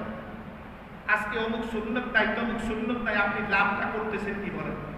আপনি এই কথাগুলো বলে আপনি উপকারটা কি করতেছেন? আপনি মানুষ ওয়াসজুদ ওয়াক্তারি, কোরআন শরীফের আয়াত, যে সেজদা দাও আল্লাহর নিকটবর্তী হয়ে যাও। মানুষ যখন সেজদা দিবে তখন আল্লাহর মধ্যে আর বান্দার মধ্যে কোনো দূরত্ব থাকে না, বরং বান্দা যখন সেজদা দেয় তখন যেন সে আল্লাহর কুদরতি কদমেই সেজদা দেয়। তাহলে আপনি সুন্নাত থেকে বঞ্চিত করলেন। আপনি বলেন টুপি নাই, বলুন টুপি না দিলে নামাজ হবে, এই ফতুয়া কেন দিবেন আপনি? বরং এটা আপনি জানেন না যে আল্লাহর রাসূলের জীবনে কোনোদিন খালি মাথায় ছিল না, এই ফতুয়াটা দিতে পারেন না। একটা সময় ছিল যে এখন মসজিদে কত শত ছেলেরা মাথায় টুপি দেয়, কারণ ওই ফতুয়া একটাই। কিন্তু একটা সময় ছিল এমন মসজিদ তো দূরের কথা, মাহফিল বলেন, মসজিদে বলেন, কোনো টুপি ছাড়া কোনো মানুষ আসতো না, সুন্নত ছাড়া ঘর থেকে বের হতো না, সুন্নত নামাজ না পড়ে মসজিদ থেকে বের হতো না। আজ কি হলো? বলে দিচ্ছেন ফরজ পড়লেই হবে। হ্যাঁ ঠিক আছে, কিন্তু মনে রাখবেন ফরজ করতে গেলে, ফরজকে সুন্দর করতে গেলে হাদিসের মধ্যে আসছে কাল হাসরের ময়দানে ফরজ নামাজের হিসাব দিতে গিয়ে যখন দেখবে গলতি আছে তখন জিজ্ঞেস করবো ওয়াজিব আছে কিনা। ওয়াজিব আছে দেখে পরিপূর্ণ হয় না, দেখো তার সুন্নত আছে কিনা, তাও পরিপূর্ণ হয় না, দেখো তার নফল আছে কিনা। এই নফল দিয়া, সুন্নত দিয়া, ওয়াজিব দিয়া আপনার ফরজটাকে সুন্দর করুন। আজকে কত মানুষ আছেন ফরজ নামাজ পড়েন, ভালো করে দাঁড় করাইলে আলহামদুলিল্লাহ সূরাটা করতে পারবেন, কিন্তু আপনি যদি ইমামের পিছনে এসে নামাজ পড়েন, আপনার সূরা ফাতিহা পড়া লাগে না, সূরা লাগে না, আপনি খালি ইমামের সাথে আল্লাহু আকবার করবেন, হয়ে যাবে নামাজ। ও আমার ভাইয়েরা, সুন্নত নামাজটা পড়লে অন্তত পক্ষে আপনার ফরজের গলতিটা আল্লাহ তাআলা মাফ করে দিবেন। এজন্য আমার ভাইয়েরা আপনাদের কাছে অনুরোধ করব, ফতুয়ার কথাগুলো বললাম এই কারণে ফতুয়া কম শুনবেন। এই মিডিয়া যতটা উপকার করছে ইসলামের তত গজব এনে দিচ্ছে। আজকে পরকীয়ার সবচাইতে বড় মেশিন হচ্ছে এটা। আজকে দেশকে ধ্বংস করা সবচাইতে বড় ধ্বংস হয়েছে এটা। আজকে মত প্রকাশের স্বাধীনতাকে ধ্বংস করে দিচ্ছে এই মেশিনটা। আজকে ব্যবসা বাণিজ্যের সিন্ডিকেট তৈরি করে দিচ্ছে এই মেশিনটা। যত না আমাদের উপকার করেছে, ক্ষতির সংখ্যা ইহুদি নাসারাদের আবিষ্কারের কারণে এটা হয়েছে। আজ ঘরে ঘরে জিনা, ব্যভিচার। আজকে মসজিদে নামাজ পড়তে আসে না, আপনি একবারের জন্য কয়বার ফতুয়া দিচ্ছেন গোটা রমজানে? এ যুবকেরা, এ যুবকেরা, তুমি যে ঘরে বৈশা পর্ণ ছবি মোবাইলে দেখো, তোমার চোখের জিনা হচ্ছে, কবিরা গুনাহ হচ্ছে। আগামী ভবিষ্যৎ প্রজন্ম যারা তোমার দশনে আসবে, আল্লাহর কসম ভালো সন্তান আসবে না। এই ফতুয়াটা কয়বার দিচ্ছেন, কয়দিন দিচ্ছেন? এই জন্য আমার ভাইয়েরা, আল্লাহ তাআলা চাচ্ছেন যেভাবেই হোক আমাদের রোজাকে আল্লাহর কাছে গ্রহণ করার জন্য। এই জন্য এত ফতুয়া দিবেন না, ফতুয়া শুনবেন না। কয় টাকা দিলে ফিতরা আদায় হয়? ওলামায়ে কেরাম বুঝে শুনেই ফতুয়া নির্ধারণ করেছেন। তোমার মতো সল্লি বল্লি মদনী ফদনী নাম দিয়া ফতুয়া দিলে এই জগতে চলবে না। এখানে ওলামায়ে কেরাম, মুহাক্কিক ওলামায়ে কেরাম সিদ্ধান্ত নিয়েছেন যেটা এটাই ঠিক, এটার উপরে আমাদের ইস্তেকামত থাকতে হবে ইনশাআল্লাহ। যারা মধ্যবিত্ত আছেন তারাও ফতোয়া দিবেন, তারাও দিবেন। আপনি গরিব, আপনার যে গরিব তারে ফতোয়া দিবেন। দিনে 115 টাকা উপরে একবারে, এটা হলো গরিব গরিব ফিতরা। আর মধ্যবিত্ত ধনী যত বেশি পারে, সুযোগ যত বেশি পারে আল্লাহর নৈকট্য হাসিলের জন্য দান করা, ফিতরা দিবেন। মসজিদে গাউসুল আজমে দান করবেন। এই দান করার শ্রেষ্ঠ সময় 1 টাকা 70 টাকা 700 টাকা বেগাই হিসাব আরো বেশি পাবেন। এই বছরের পরে আর বছর আসবে, রমজান পাবেন, দান করবেন, এই সুযোগ জীবনে নাও পেতে পারেন। এই জন্য ফিতরা আদায় করবেন, মসজিদে গাউসুল আজমে দান করবেন। নিজের গরিব বাবার দিক দিয়া, মায়ের দিক দিয়া গরিব আত্মীয় স্বজনকে আগে দিবেন। যাকাত, ধনী মানুষ যারা আছেন যাকাত, আপনি গরিবদের দয়া করেন না, আপনি বরং 2.5 টাকা, শতকরা 2.5 টাকা আপনি গরিবের টাকা পকেটে রাখছেন। বছর শেষ আপনি এই 2.5 টাকা পরিশোধ করে দিবেন। যদি না দেন তাহলে আপনি সিটা, আপনি টাকা মেরে খাইছেন গরিবের টাকা। আল্লাহর ভাষায়, আমার ভাষায় না, কার ভাষা? যাকাত না দিলে আপনি গরিবের টাকা মেরে খাইছেন। আপনি এটা কি কয়, অর্থ আত্মসাৎকারী। খালি কিছু সামান্য কাপড় চোপড় কিনে আপনারা কে দিতে বলছে? আপনারে কাপড় দেওয়ার জন্য মাল গরিব করতে কেউ বলেন। আপনি যত কোটি টাকা, আপনি 1 কোটি টাকার মালিক, 2.5 লক্ষ তো আসে, 2.5 লক্ষ টাকা, 2.5 লাখ টাকা আপনি গরিবকে দিয়ে দিবেন। আপনার নিকটতম আত্মীয় স্বজনকে দিবেন, পড়শিরে দিবেন, বিভিন্ন মসজিদ মাদ্রাসা এতিমখানায়, মসজিদে না সরি এতিমখানায় দিবেন।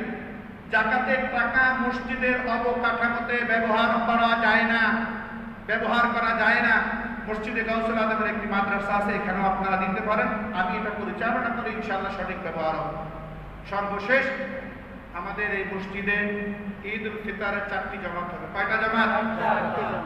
সকাল 7:30টায়, সকাল 8:30টায়, সকাল 9:30টায়, 10:15টায়। বলেন তো কয়টায়? প্রথম জামাত কয়টায়? দ্বিতীয় জামাত, তৃতীয় জামাত, শেষ জামাত। প্রথম জামাত মাওলানা নুরুল হক সাহেব, দ্বিতীয় জামাত মাওলানা রুহুল আমিন খান, তৃতীয় জামাত যদি আল্লাহ আমাদের বাঁচায় রাখে আমি, আর শেষ জামাত হচ্ছে খালিদ সাইফুল্লাহ আমাদের খতিব। আপনাদের অনেক সময় নষ্ট করলাম। অগ্রিম ঈদ উল ফিতরের শুভেচ্ছা এবং আপনাদের সকলের কাছে দোয়াতে মসজিদে গাউসুল আজমের যে এত বড় ইন্তেজাম, এত খরচ, এই খরচে আপনারা দান করবেন। যাওয়ার সময় মসজিদে দান করে যাবেন। ইফতার মাহফিলেও যত ভাইয়েরা ইফতার মাহফিলে দান করেছেন, আজকের জুমাতুল বিদা আমি হুজুরের মাধ্যমে তাদেরকে আন্তরিক মোবারকবাদ জানাই। এখনো সুযোগ আছে, রমজানের শেষ পর্যন্ত আপনারা ইফতার মাহফিলে দান করতে পারবেন। আমি আছি এখানে, আমাদের ইমাম সাহেব আছে, অফিসে আছে, লোকজন আছে, দিয়ে যাবেন, রসিদ দিয়ে যাবেন। মহিলা মসজিদও আছে, মহিলা খাদেমের কাছে টাকা দিয়ে রসিদ নিয়ে যাবেন।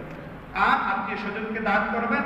আল্লাহ তাআলা আমাদেরকে জানে মালে, অর্থাৎ বাহ্যিক নিজের শরীরের ইবাদত এবং অর্থ দিয়ে আর্থিক ইবাদত দিয়ে আল্লাহ তাআলা মাহে রমাদানকে বিদায় জানাতে যেন পারি। আল্লাহ যেন বিদায় জানিয়ে আল্লাহর প্রিয় বান্দা বনে হাসি মুখে আল্লাহর নৈকট্য পাওয়ার জন্য ঈদগাহে যেন উপস্থিত হইতে পারি। আল্লাহ সেই তৌফিক আমাদের সবাইকে দান করুন। আসসালামু আলাইকুম। আলহামদুলিল্লাহ রাব্বিল আলামিন ওয়াসসালাতু আলা সাইয়্যিদিল আমবিয়া'i ওয়াল মুরসালিন। রব্বানা যালামনা আনফুসানা ওয়া ইল্লাম তাগফির লানা ওয়া তারহামনা লানাকুনান্না মিনাল খাসিরিন। আল্লাহ দয়া করে আমাদের জিন্দেগীর সমস্ত গুনাহ মাফ করে দিন, মা বাপের জীবনের গুনাহ মাফ করে দিন, আমাদের ভাই বোন স্বামী স্ত্রী, আল্লাহ আমাদের পূর্বপুরুষ উস্তাদগণ সকলের জিন্দেগীর গুনাহ মাফ করে দিন। মাওলানা আব্দুল মান্নান রহমাতুল্লাহ, আব্দুল সালাম রহমাতুল্লাহ, তাদের সবাইকে জান্নাতুল ফেরদাউস নসিব করুন। আমাদের মধ্যে যাদের বাবা কবরবাসী তাদের সবাইকে জান্নাতুল ফেরদাউস নসিব করুন। আল্লাহ আমাদের রোজাগুলিকে কবুল করে নিন, রোজাগুলিকে কবুল করুন। ইতিকাফকারী বোনের ইতিকাফকে কবুল করে নিন। ফিতরা এবং যাকাত আদায়ের তৌফিক দান করুন। মুসলমান গণকে আল্লাহ আপনি নিজস্ব কুদরতের সাহায্যে কৌশল অবলম্বন করে বিজয়ী করে দিলেন।